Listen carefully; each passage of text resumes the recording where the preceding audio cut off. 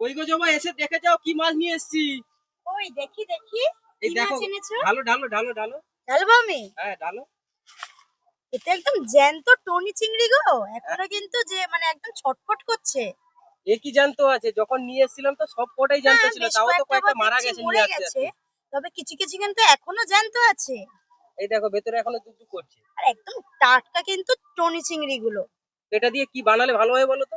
বলো কি বানাবো আমি, তুমিই ওই বলো। ওই তুমি একটা বানাতে না, লাউ পাতা দিয়ে ভাপা মতো করে। আচ্ছা আচ্ছা, ওই লাউ পাতার বাটি ভাপা হ্যাঁ হ্যাঁ বলছো? হ্যাঁ, ওটা কিন্তু দারুণ লাগে এই জ্যান্ত চিংড়ি দিয়ে। ঠিক আছে, তুমি তাহলে এদিকে মাইক গুলো সেট করে নাও, ক্যামেরা গুলো।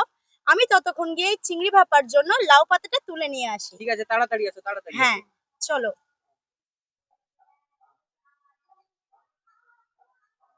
লাউ পাতা তুলে নিয়ে চলে এসেছি, আর তার সাথে চিংড়ি মাছটাও কেটে ভালো করে ধুয়ে নিয়ে চলে এসেছি। আর আমি চিংড়ি মাছটা ঠিক এরকম ভাবেই কেটে নিয়েছি। মাথার দিকে নিচটা বাদ দিয়ে দিয়েছি, আর মাঝখান থেকে দু একটা খোসা তুলে নিয়েছি। যেহেতু এটা জ্যান্ত চিংড়ি, সেই কারণে কিন্তু বেশি কিছু বাদ দেইনি আমি। তো এবার আমি এই লাউ পাতাগুলোকে কুচিয়ে নেব। তবে তার আগে এই লাউ পাতার পেছনের অংশের আঁশগুলোকে তুলে আমি ফেলে দেব। এভাবে টানলেই কিন্তু উঠে আসবে আঁশগুলো।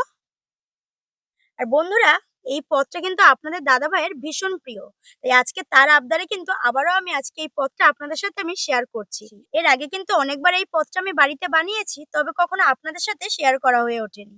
তাই ভাবলাম আজকে আমি আপনাদের সাথে শেয়ার করি এই পদটা।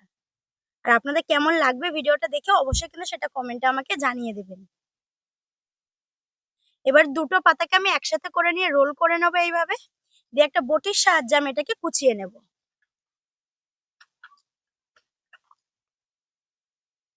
যতটা পারবেন একদম ছোট ছোট করে কুচিয়ে নেওয়ার চেষ্টা করবেন।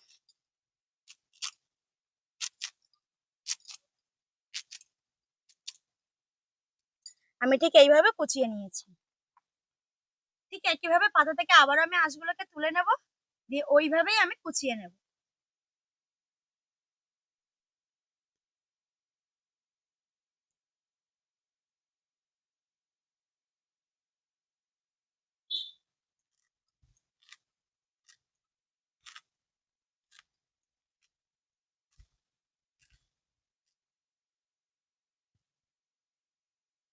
সমস্ত পাতাটাকে খুব সুন্দরভাবে আমি কুচিয়ে নিয়েছি। এবার এই পাতাগুলোকে আমি একটা গামলির মধ্যে তুলে নেব, দিয়ে জল দিয়ে খুব সুন্দরভাবে ধুয়ে নেব। এদিকে উনুন জ্বালিয়ে একটা কড়াই বসিয়ে নিয়েছি এই লাউ পাতাটাকে সিদ্ধ করে নেব বলে। তবে পুরোপুরি কিন্তু সিদ্ধ করব না, হাফ সিদ্ধ করে নেব এই লাউ পাতাটাকে।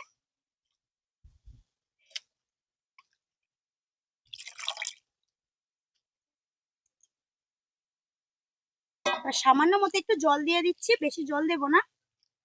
এবার ঢাকা দিয়ে হাফ সিদ্ধ করে নেব। পাতাটা সেদ্ধ হোক, চলুন ততক্ষণে এই ফাঁকে একটা মশলা তৈরি করে নিই। এখানে নিয়েছি 2 চামচ পোস্ত, 1 চামচ কালো সর্ষে, আর 2 চামচ নিয়েছি সাদা সর্ষে। আর নিয়ে নিয়েছি 3-4টে মতো কাঁচা লঙ্কা, আপনারা কাঁচা লঙ্কার পরিমাণটা বাড়িয়ে দিতে পারেন। এবার সবকিছু আমি একসাথে বেটে নেব। প্রথমে নিয়ে নিচ্ছি সাদা সর্ষে, তারপরে নিয়ে নিচ্ছি কালো সর্ষে, এবারে নিয়ে নিলাম পোস্ত। এবার জল দিয়ে এগুলোকে বেটে নেব।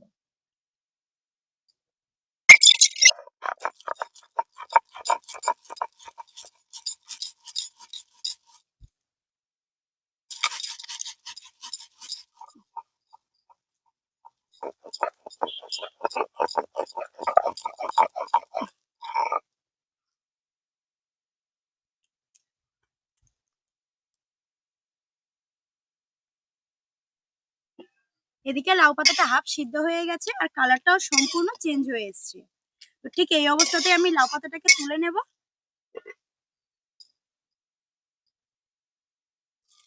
একটা ছাঁকনির মধ্যে কিন্তু দিয়ে দিলাম, কারণ পুরো জলটাকে আমাদের ঝরিয়ে নিতে হবে। এর মধ্যে একটুও জল রাখা যাবে না, এইভাবে চিপে চিপে জলটাকে ভালোভাবে বের করে দিতে হবে। চেষ্টা করবেন সম্পূর্ণ জলটাকে বের করে দেওয়া। এরপর ভাপানোর জন্য আমি একটা ঢাকনা দেওয়া বাটি নিয়ে নিয়েছি। এবার আমি এই বাটির মধ্যে যে সিদ্ধ করে রেখেছিলাম লাউ পাতাটা, সেটাকে প্রথমে নিয়ে নেব।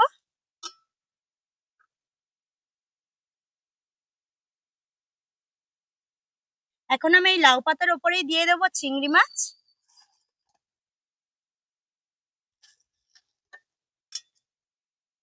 বেটে রাখা সর্ষে আর পোস্ত, 3-4টে মতো কাঁচা লঙ্কা কুচি, দিয়ে দেবো স্বাদ মতো লবণ, অল্প একটু হলুদ গুঁড়ো, একদম সামান্য দিয়ে দিচ্ছি লঙ্কার গুঁড়ো। ঝালটা আপনারা বুঝে দেবেন, যেহেতু কাঁচা লঙ্কাও এখানে ব্যবহার করা হয়েছে, সাথে সাথে গুঁড়ো লঙ্কাও দিয়েছি। আর সবশেষে দিয়ে দেবো কাঁচা সরিষার তেল। দিয়ে এবার হাত দিয়ে খুব ভালোভাবে এটাকে মাখিয়ে নিতে হবে। বন্ধুরা, এই ভাপার মধ্যে কিন্তু এই কাঁচা সরিষার তেলটা এখানে খুবই ইম্পর্টেন্ট। এটা একটু বেশি করে দিলে এই ভাপার স্বাদটা কিন্তু আরো বেড়ে যায়। এটাকে খুব ভালোভাবে এইভাবে হাত দিয়ে মাখিয়ে নিতে হবে।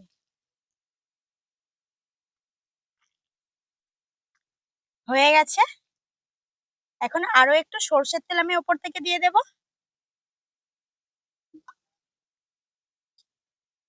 এখন ঢাকনাটা লাগিয়ে নেব। ভাপানোর জন্য কড়াইতে কিছুটা জল আমি গরম করতে বসিয়ে দিয়েছিলাম। এবার কড়াইয়ের মধ্যে একটা স্ট্যান্ড বসিয়ে দেব। এবার আমি স্ট্যান্ডের ওপরেই দিয়ে দেবো টিফিন বাক্সটা, দিয়ে ঢাকনা দিয়ে এটাকে 15 মিনিট আমি এটাকে ভাপিয়ে নেব। প্রায় 15 মিনিট হয়ে গেছে। এবার আমি এই টিফিন বাক্সটাকে কড়াই থেকে তুলে নেব।